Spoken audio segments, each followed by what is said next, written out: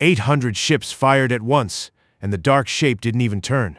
Fire lit the black between them, bright whips crossing space toward one small silhouette.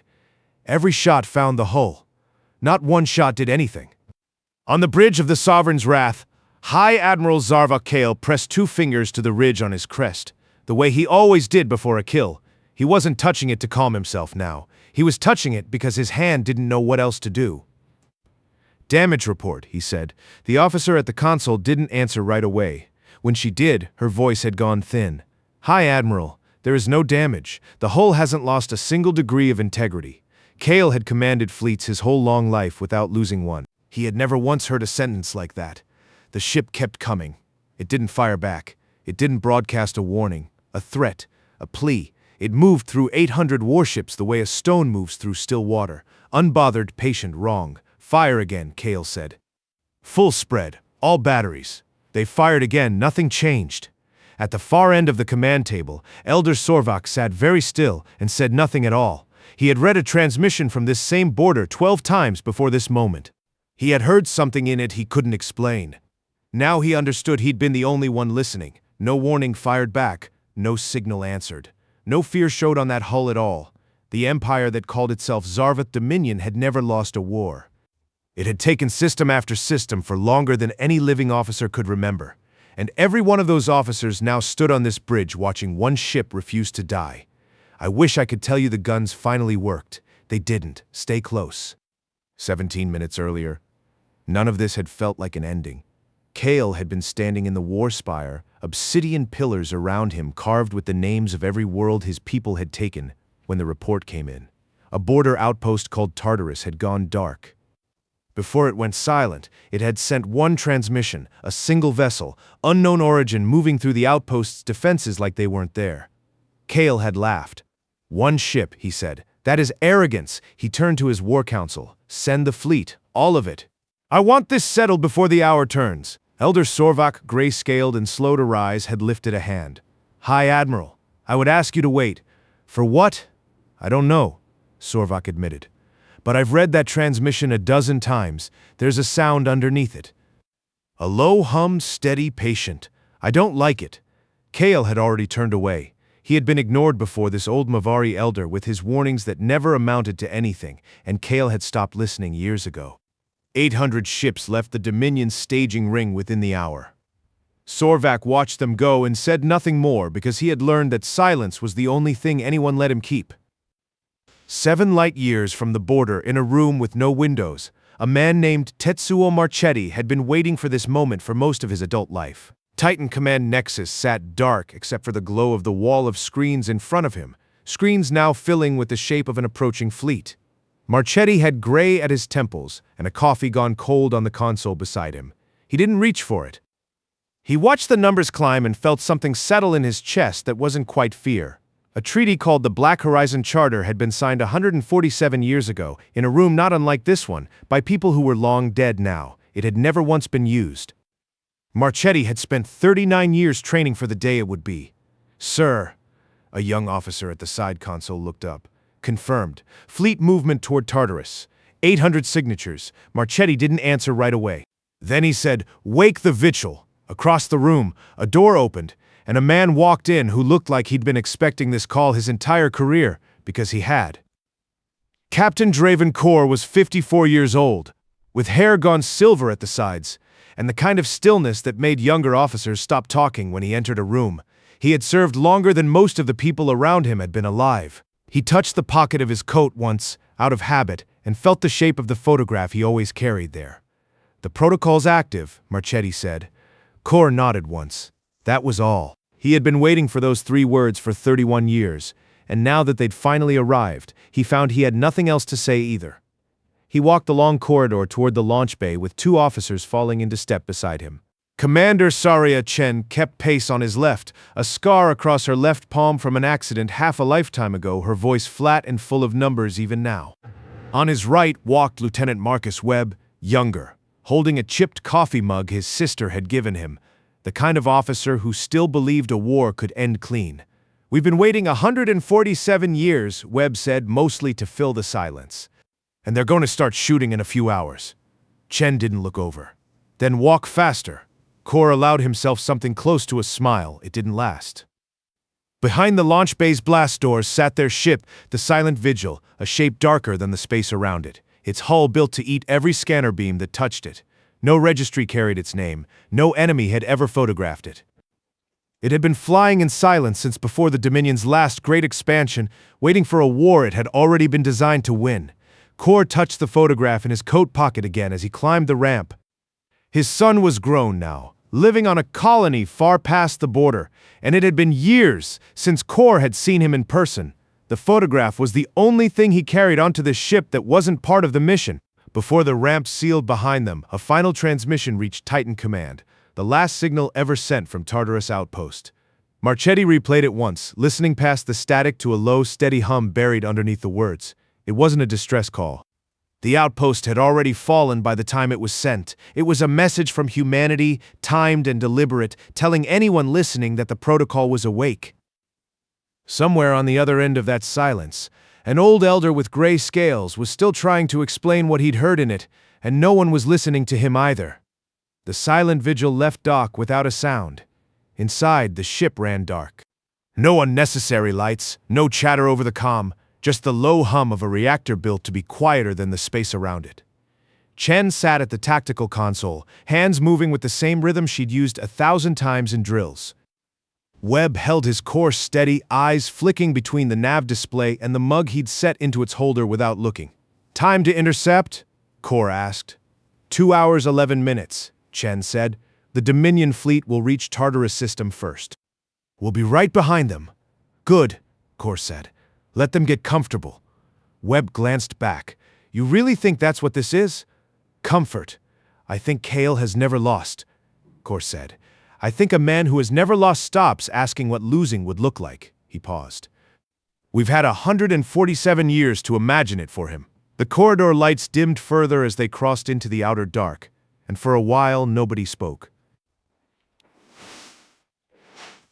Chen ran a diagnostic on the 6 weapon systems built into the Vigil's spine, systems that had no name outside the engineering logs that built them, each one shaped around a different way the Dominion liked to fight. 37 engineers had spent 12 years studying every recorded Zarvath engagement in history to build them. None of those engineers were still alive to see this. "Systems nominal," Chen said.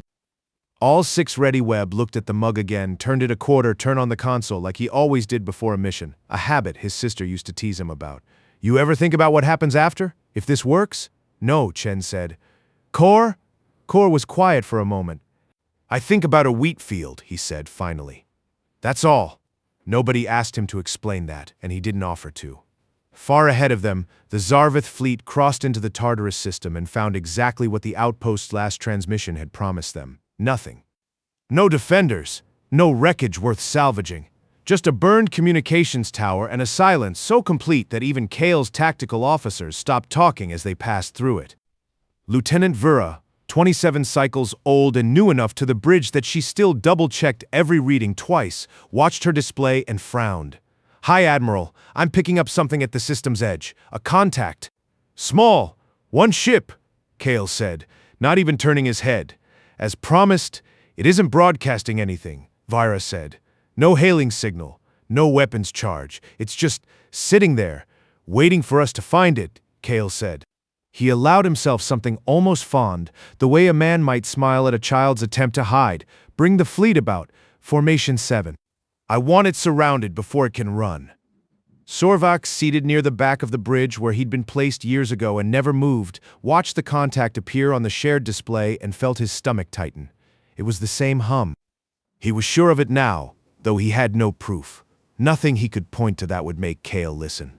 Just an old feeling that had never once been wrong and 800 ships closing in on the thing that caused it. "Hi, Admiral," Sorvak said. "I ask you again. Wait. Send 1 ship first, not all of them." Kale finally turned to look at him, and there was no cruelty in his face, only the mild irritation of a man interrupted mid-thought. "Elder, in 3,100 years, this Dominion has taken 17 systems. Not one of them was taken by waiting." He turned back to the display. "Formation 7. Close the ring." The fleet moved into position around the dark shape at the edge of the system. 800 ships forming a slow, patient noose around something that had not moved, had not spoken, had not so much as flickered its running lights since the moment it was found. On the silent vigil, Chen's console chimed once, softly. "They've found us," she said, "forming up around our position. Standard containment pattern." "Let them?" Kor said. Webb's hands tightened slightly on the controls. "That's 800 ships, sir.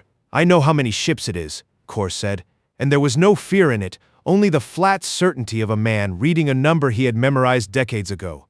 "Hold position. Do not power weapons. Do not respond to hails. And if they fire, they will," Kor said. "Let them." The ring closed. Sensor beams swept the Vigil's hull from every angle and slid off it, unable to find purchase, the ship's dark skin swallowing 99 4/10 of everything thrown at it. To 800 Zarvath scanner arrays, the silent Vigil was barely there at all. A shadow, a rumor, a shape that shouldn't have been able to hide in open space and yet somehow was. Kale gave the order himself. Fire. And that was where the story had already shown you the ending, though you didn't know it yet. 800 ships lighting the dark, every shot finding the hull, and nothing at all, changing on that quiet, waiting ship. Fire kept coming, and the silent Vigil kept not answering it. Kale watched his own weapons fire find the hull and slide away like water off stone. Not one system so much as flickered. He had expected damage. He had expected fear. He had not expected the silence to simply continue unbothered, as if the ship on his screen didn't understand it was supposed to be dying. "Increase yield," he said. "All batteries sustained fire." Vera's hands moved fast across her console, faster than the reading she was trying to make sense of. "Hi, Admiral. I'm seeing something in the return data. The energy isn't being deflected, it's being absorbed. Whatever that hull is made of, it isn't armor, it's a sponge." "Then burn through the sponge," Kale said. They burned through nothing. Minute after minute, volley after volley. The numbers on Vera's display refused to move, and somewhere behind Kale's confidence a small, cold thought began to take root that he did not yet have a name for. Sarvak broke his silence for the first time since the fleet had left the staging ring. "Hi, Admiral. That ship isn't trying to survive our fire." His voice was steady, no longer a warning nobody wanted. "It's already survived it. It's simply waiting for us to notice." Kale turned, and for the first time there was something other than irritation in his face. "Notice what, Elder?" "That we've already lost," Sarvak said. "We just haven't been told yet." On the silent Vigil, Chen watched the incoming fire wash over the hull without so much as a shudder in the deck plating. "Integrity holding at 99.1, she said. "Their weapons are inadequate against this hull class." "As expected. Time since first contact?" Kor asked. 9 minutes. Webb kept his hands steady on the controls, though his knuckles had gone pale around the yoke. "They're not slowing down. If anything, they're firing faster." "Getting desperate. They're not desperate yet," Kor said. "Desperate comes after they understand." He watched the tactical display, the 800 points of light still tightening their formation around one ship that refused to be afraid of them. "Bring us forward. Center of their formation." Webb's head turned, "Sir, you heard me." Webb didn't argue. He laid in the course, and the silent Vigil began to move, not away from the ring closing around it, but into it, toward the dense heart of the fleet, where the most ships and the most guns were gathered. Vyra caught the shift first. "Hi, Admiral, the contact is moving. It's not retreating. It's accelerating toward our formation's center." Kale stared at the display like the numbers had personally insulted him. 800 ships had spent 3,000 years learning that anything smaller than them ran or begged or died in the first exchange. Nothing had ever moved toward them like this. "It's bluffing," he said, though his voice had lost some of its certainty. "Hold formation." "Let it come. And if it isn't bluffing?" Vera asked. Kale didn't answer her. He touched the ridge on his crest again, the old ritual, and found no comfort in it this time. The Vigil cut through the outer edge of the Zarvath formation like it wasn't there, close enough now that Webb could see individual hulls sliding past the viewport, close enough that every ship in range had a clean shot and not one of them could land a scratch. 12 minutes had passed since first contact. Kor stood with his hands clasped behind his back, watching the numbers climb toward a mark only he seemed to be counting down to. "Saraya," he said. "Status on the 6 systems, all charged, all ready." "Waiting on your word," 37 engineers, long since dead, had spent 12 years building those 6 systems around a single question: what does the Dominion fear and never plan for? Kor had read their notes so many times he could recite them without looking. He didn't look now. He watched the formation tighten one last time around a ship that had already stopped being afraid of it. 147 years ago, before Kale or Vera, or even Sorvak had been born. 15 minutes, Chen said. Webb glanced back at him once. Captain, whatever happens next, I just wanted to say the mug was worth it. It wasn't the moment for it, and Kor almost smiled anyway, because it was exactly the kind of thing that happens right before everything changes, and none of them wanted to say so out loud. 2 minutes, Chen said. Her voice hadn't changed at all, steady as it had been since the ship left dock, and somehow that steadiness was worse than fear would have been. Captain, they're bringing their flagship into forward position, the Sovereign's Wrath. Let him, on the bridge of the Sovereign's Wrath, Kale stood at the center of his own formation and watched a single dark shape drift closer through 800 ships that could not stop it, could not slow it, could not even properly see it. Kale wants to watch this himself. Kor finally looked up from the display, and for the first time in 3,100 years of unbroken conquest, he felt something he had no ritual for. Sorvik, from his seat at the back of the bridge, said nothing more. He had said what needed saying. Now there was only the waiting, and the low hum he'd heard 12 times before, finally close enough to feel through the deck. The hum stopped. For one full second there was no sound at all, not from the reactor, not from the guns, not from the 800 ships still tightening around a target that had finally decided to stop waiting. Then Kor's voice cut through the silence on the silent Vigil's bridge, calm as it had been since the moment they left dock. Saria, time. Now, Chen said. Kor reached into his coat pocket one last time. He didn't look at the photograph long, just long enough to see the golden wheat field behind his son's shoulders. A smile that had been 14 years old the day it was taken. He set it face down on the console without a word and didn't pick it back up. Activate Sequence 7. Chen's hands moved. 6 systems that 37 engineers had spent 12 years building came alive at once, each one aimed at a different weakness in a formation the Dominion had used, unchanged, for 3,000 years. Not a single Zarvith tactician had ever needed to change it. Nobody had ever made them. On the Sovereign's Wrath, Vera's console lit up with more alarms than she had names for. Hi, Admiral. I'm reading power surges across the entire enemy contact. All 6. I don't know what these signatures are. I've never seen anything like. The first wave of Zarvith ships died before she finished the sentence. It didn't look like a battle. There was no exchange, no give and take. No moment where either side could claim to be winning.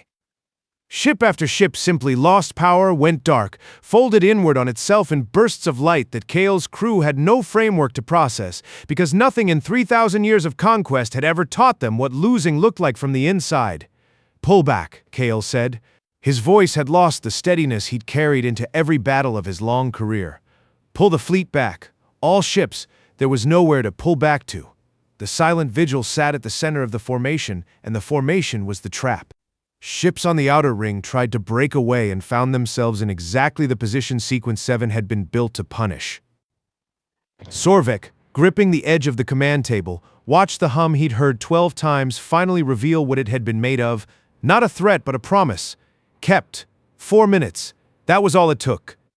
612 ships went dark across the Tartarus system, and the Sovereign's Wrath itself took one precise, deliberate strike that stripped its weapons and left its hull intact, crippled, not destroyed, because destroying it had never been the point. Silence returned. Real silence this time, the kind that comes after, not the kind that waits. Kale stood on the bridge of his own broken flagship and found he had nothing to say. He had never lost a fleet engagement in 3,100 years of unbroken conquest. He had never once needed to imagine what that would feel like. Now he knew, and there were no words in any language his people spoke that fit the shape of it. On the silent Vigil, Kor's bridge was quiet in a different way. Not shattered, just still, the way a room goes still after a held breath finally lets go. Webb hadn't moved from his console. Chen's hands had stopped. Open a channel, Kor said. Same frequency they used. Chen's fingers moved. The connection went live across the wreckage of a formation that had taken 17 systems and never once needed to speak like this before.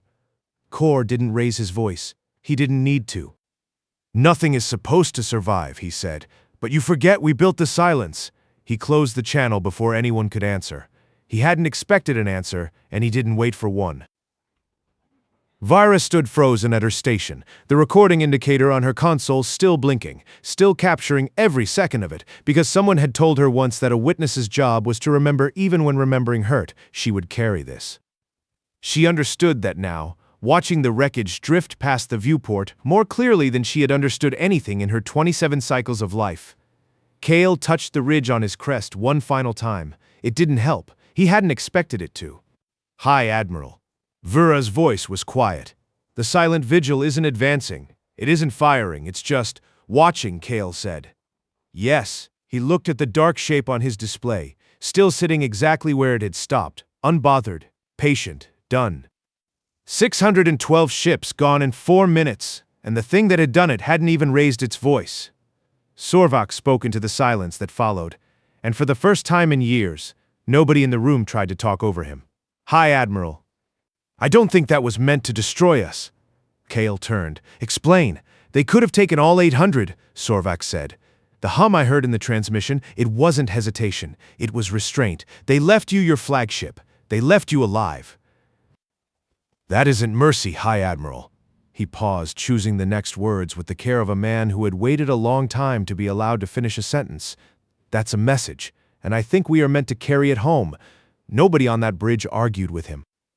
Far behind the wreckage, past the edge of the system where the fighting had never reached, a second signal was already moving outward, not a weapon, not a threat, just a quiet transmission from the silent vigil back toward Titan Command, 3 words long. It held position at the edge of a broken fleet, dark and unmoving, and Kor stood at its bridge with the photograph still face down on the console in front of him. Nobody had the strength left to, the only report Marchetti needed to hear after 39 years of waiting. Protocol successful, returning. But the silent vigil didn't turn for home, not yet. Watching Kale's crippled flagship limp toward the wreckage of everything it had believed about itself, and understanding, in a way none of his crew could yet see, that this was not the end of what the vigil had been built to do. Flagging up front, 3,500 words is roughly 19,000 to 21,000 characters, nearly double the ceiling for a single partition. 9,500 to 10,500, and since the previous version of this story was already complete at 32,500 total chars, with the evidence budget maxed at 26,2006. It was only the part the enemy was allowed to witness. Hitting this length honestly requires genuinely new plot material, not stretched prose. I'm adding real events, Dominion Council fallout, Marchetti's report to Earth's leadership, an expanded withdrawal testimony sequence, and Kor's actual homecoming, rather than padding description. This will push the whole story's total past 41,000 chars and past the original 26 event cap.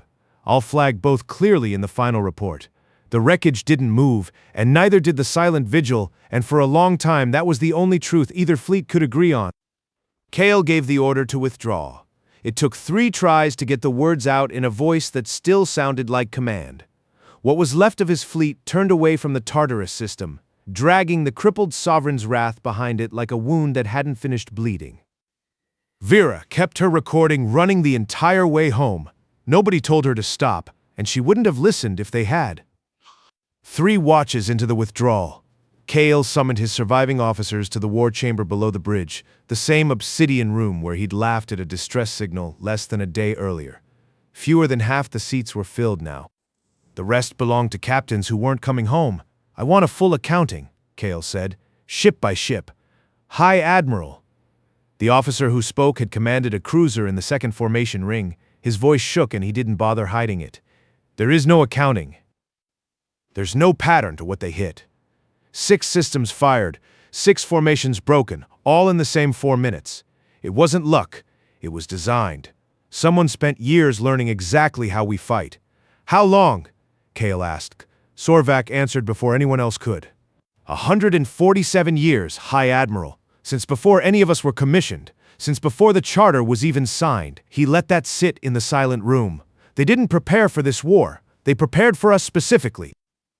Every formation we've used since the Dominion's founding, someone on the other side of that border had already studied its failure point and built a weapon for it. That isn't possible.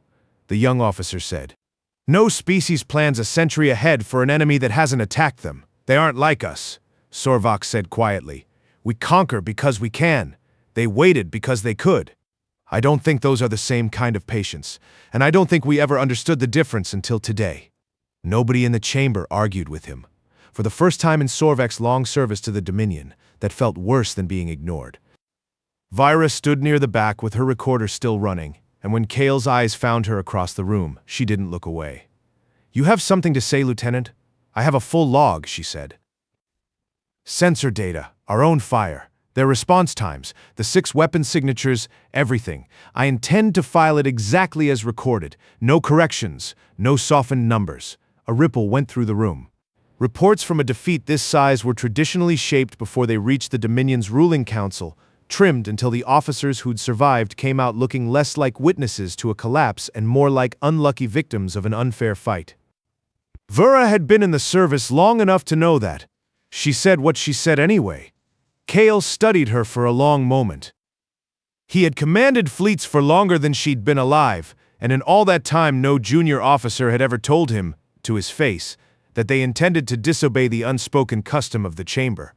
File it as recorded, he said finally. Every number.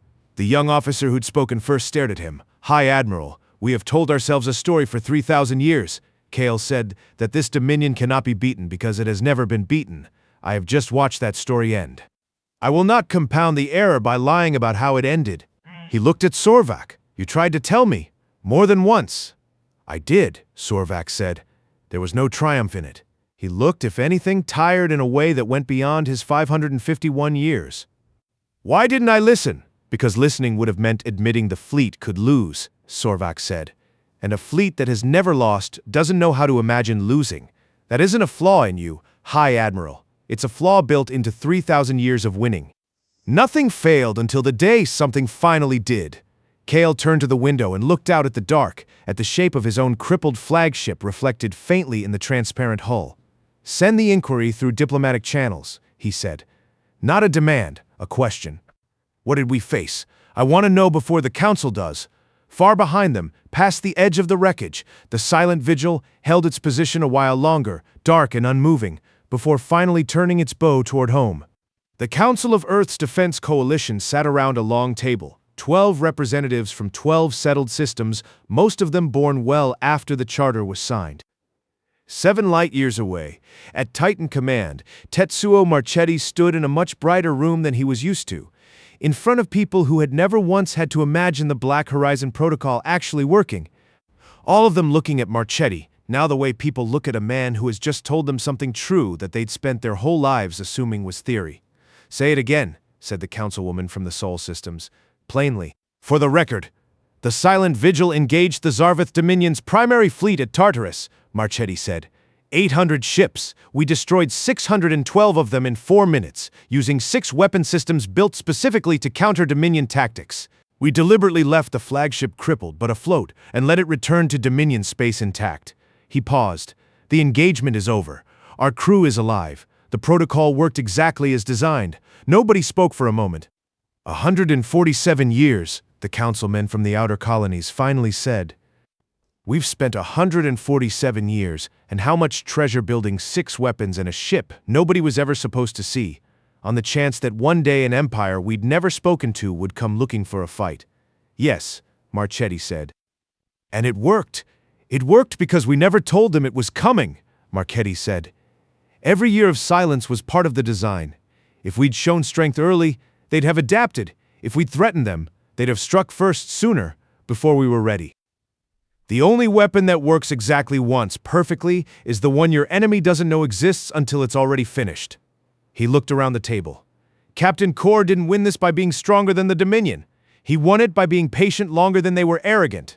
That gap took a century and a half to build. It closed in 4 minutes. The councilwoman from Seoul leaned forward. And now that the silence is broken, what happens to the next 147 years? Marchetti didn't have a rehearsed answer for that one, and he didn't pretend to. I don't know, he admitted. We've never had to plan for what comes after winning. Only for the day it might be needed. He thought of Core's voice over the comm relay hours earlier. 3 words, No elaboration, protocol successful, returning, and found that was the only certainty he actually had left to offer. But the Vigil's crew is coming home. That much I can promise you. The council didn't vote on anything that day. There was nothing yet to vote on. They simply sat. 12 representatives of a species that had just discovered its own patience had teeth, and let the silence in that room mean something different than it had that morning. The silent vigil ran dark and quiet on its long path home, the same way it had run for 147 years before anyone needed it to be anything else. Webb finally let go of the console hours into the return, and the chipped mug in its holder rattled once and went still. Nobody had touched it since before Sequence 7. His sister had given it to him the week he shipped out, and he hadn't told anyone that he turned it a quarter turn before every mission, a small private habit he'd assumed no one had noticed. "You did that before we launched?" Chen said without looking up from her console. "And before the fleet found us, and just now." Webb blinked. "You noticed." "I notice everything," Chen said. "I don't always say something." Webb looked down at the mug for a long moment. "My sister said it would bring me home. I never told her I believed her." "Didn't seem like something you say out loud." He glanced toward the front of the bridge, where Kor stood with his hands still clasped behind his back, watching the stars shift as the ship came about. Guess she was right. 3 days out from Tartarus, a formal inquiry from the Dominion reached Titan Command through channels neither side had used in longer than Marchetti had been alive. It asked what weapon had destroyed the fleet. It did not ask for an apology, because an empire that has never lost doesn't know the shape of asking for one, not yet, at least. Earth did not answer it. There was nothing left to explain that the silence hadn't already said. On the bridge of the silent vigil, Kor finally picked the photograph up off the console for the first time since he'd set it there face down. He hadn't looked at it since Sequence 7. He looked at it now. His son was grown now, living far past the border on a colony that had never once heard the name Zarvath Dominion spoken with fear in it, and Kor found that was the part of this whole day that mattered most to him, not the ships, not the 13 words. His son at 14, standing in a field of gold that had long since been harvested and planted a dozen times over. A smile that hadn't yet learned what patience cost, because it hadn't needed to, just a colony that got to stay ordinary. "Set a course," he said finally. Weeks passed in the quiet, unremarkable way that weeks pass on a ship built for waiting. Meals in the small galley, watch rotations, Webb slowly starting to smile again somewhere around the second week. "Home! Titan Command, or home," he said again, and this time Chen understood and didn't ask a second time. The journey took longer than the battle had, Chen running diagnostics on systems that no longer needed to be ready for anything. Kor spent most evenings on the observation deck, saying little, the photograph back in his coat pocket where it had ridden for 31 years. The colony where his son lived had a small landing field and a sky the color of late afternoon most of the year. Kor stepped off the ramp alone, no escort, no announcement, and stood for a moment just breathing air that didn't smell like recycled coolant or ion-filtered light. A man in his mid-20s was waiting near the field's edge, arms crossed, trying and failing to look like he hadn't been standing there for an hour.